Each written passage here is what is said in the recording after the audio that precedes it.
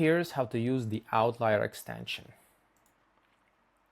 The formula is very simple. We take the number of followers you have, multiply it by 5, and we get the threshold that we can use to filter out all of your videos. Let's run it. And in this example, I got 4 outliers, and each of them is above the threshold of 188,000. And you can even see how much better they perform. We have from the top is 37x.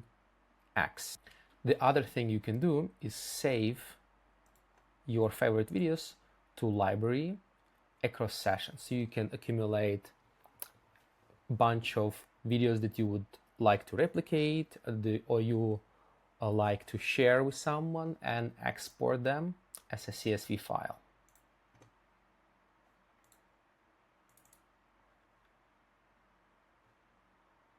Also, you can adjust the filter to be the minimum amount of views. Let's say you want to filter only for the 100K views on your account.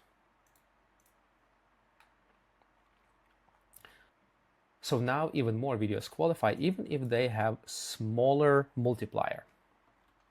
Finally, if you want to share all of your outliers with someone else, for example, with your content coach, you can copy all of the qualified outliers and send them in this format where they can see the amount of views, the multiplier effect, and the link they can click on.